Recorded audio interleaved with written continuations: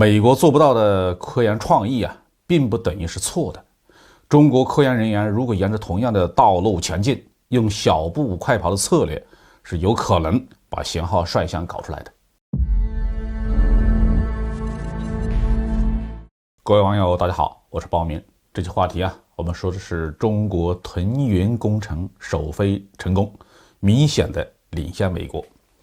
美国做不到的科研创意并不等于是错的。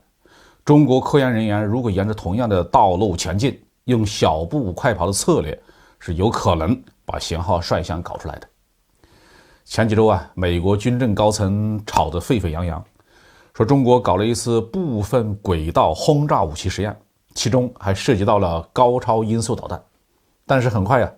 在第7届商业航天高峰论坛上，中国航天空客集团公司宣布单级入轨的腾云工程首飞成功。这条消息充分地回答了美国人的焦虑，中国方面试飞的根本就不是军用的型号。腾云是一种背负式的单级入轨飞行器，这个概念并不是中国科研人员首先提出来的，而是美国。从上个世纪90年代到现在，美国航空航天局 NASA 一直在努力寻找一种替代航天飞机的新型号，先后提出了好几个方案。因为难度太大，这些计划没有一个取得成功，其中背负式的发射的方案至少出现过2次。但是这些型号为什么没有能够延续下去呢？大概是 NASA 的胃口太大了想一步到位研制出一种能够载人的飞行器。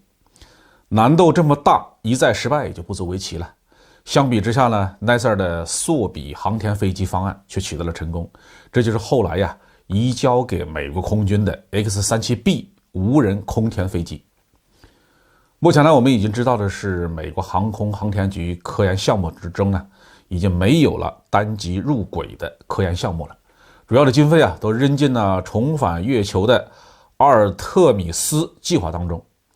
美国做不到的科研创意并不等于是错的。中国科研人员如果沿着同样的道路前进，用小步快跑的策略，就有可能把型号率先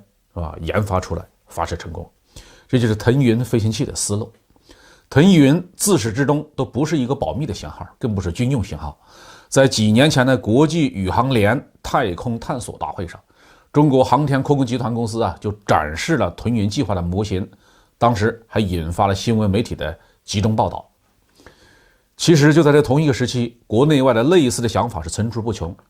最有名的就是美国提出的云霄塔空天飞机方案。这种超大型的空天飞机采用组合式的发动机概念，据说能够实现单级入轨的梦想。但是几年过去了，云霄塔还是 PPT 上的图案而已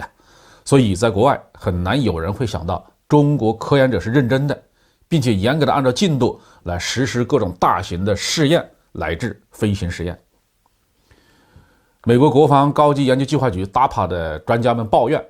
说腾云项目违背了物理规律。这些专家怎么可能不知道单级入轨方案的可行性呢？腾云所违反的实际上是美国高技术型号研发的传统的做法而已。这个项目要是放在美国，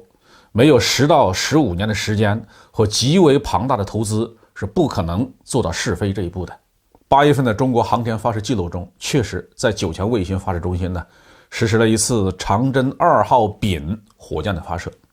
但主要任务是3颗通信技术试验卫星，所以很显然腾云计划是搭载飞行的一个缩小比例的样机。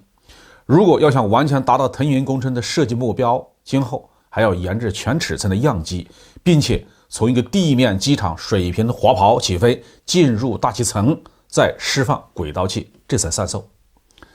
虽然这一点还没有实现但是腾云工程已经完成了非常重要的一步，那就是在轨释放轨道器，并且母机和轨道器都成功的实现了重返大气层。站在美国的角度这样先进的技术肯定是应该先提供给军用，所以美国人很难理解为什么中国科研单位会把它当做一种商业工具，而不是卖给军方。美国是一个从来不怕世界陷入动荡和危险的国家，世界越不安全，它越不和谐，它上下其手获取利益的机会就越多。所以很多先进技术如果出现在美国，发明人的第一个想法可能就是怎么赚军方的钱。但中国政府中国社会并不是按照这种逻辑去运行的。未来的商业航天非常需要一种像腾云这样的单级入轨的飞行器。美国人想不到了就没有做到，并不等于说其他国家就不能做，或者是不该做到。好，这句话题就说到这里。